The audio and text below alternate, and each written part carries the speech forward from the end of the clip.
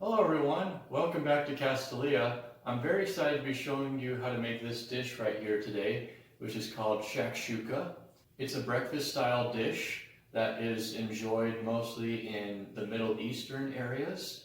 It's a very simple dish that anyone can make at home with just an assortment of simple ingredients in your fridge and pantry. I'm actually preparing it for a communal breakfast at church tomorrow with the boys that I just remembered about a little while ago, and I'm going to make this and have it prepared for tomorrow morning. So now that we know what to make, let's get started on making this shakshuka. So I'll begin cooking the shakshuka by sauteing equal parts of chopped onion and red bell pepper.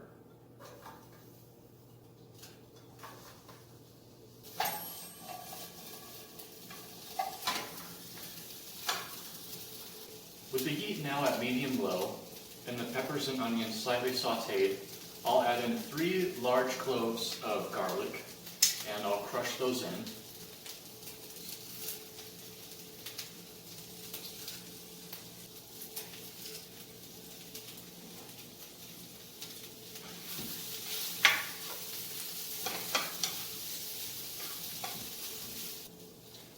Then I'll also saute some of the garbanzo beans.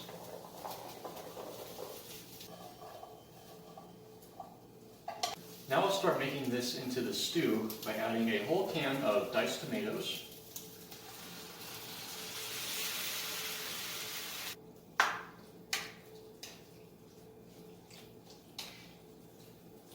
once the tomatoes have been cooking down for a couple minutes, I'll add about a heaping tablespoon of tomato paste to add to the flavor and the body of the stew.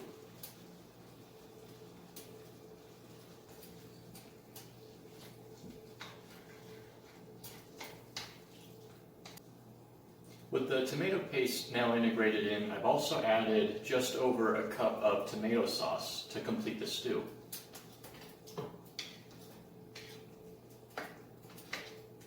To flavor the shakshuka, I'll be adding a teaspoon of honey,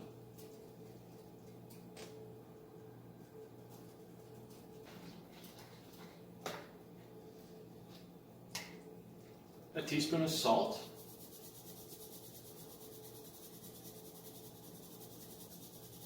a teaspoon of fresh black pepper,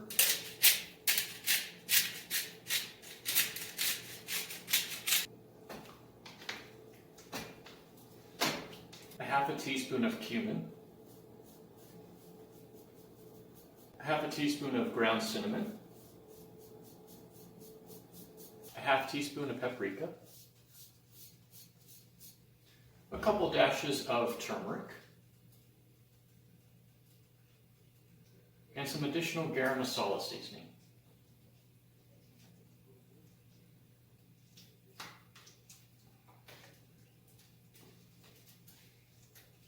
After flavoring, I'll taste to see if it's seasoned properly.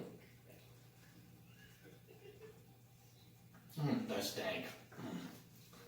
With the shakshuka flavored now, I'm going to bring the heat back up to a simmer and start adding the raw eggs. I'll be adding 6 eggs over this stew pan. That's half a dozen. I'll place each egg individually around the edges of the pan.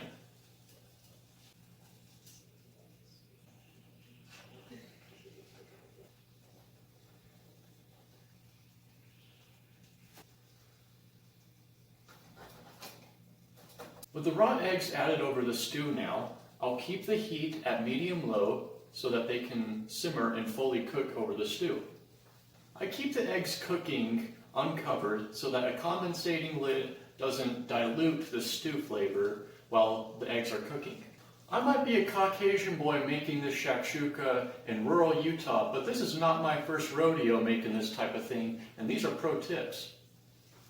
I've turned off the heat now that the eggs are done poaching, and I'll take the stew off of the burner and allow for it to cool. I'll now stick this whole pan covered in the fridge so that these flavors can settle and deepen and be enjoyed tomorrow at breakfast. Well people, that's a decent looking pan of shakshuka if I've ever seen one. I hope everyone enjoys it tomorrow at breakfast, and I hope you enjoyed this video. Thank you for watching and stay tuned.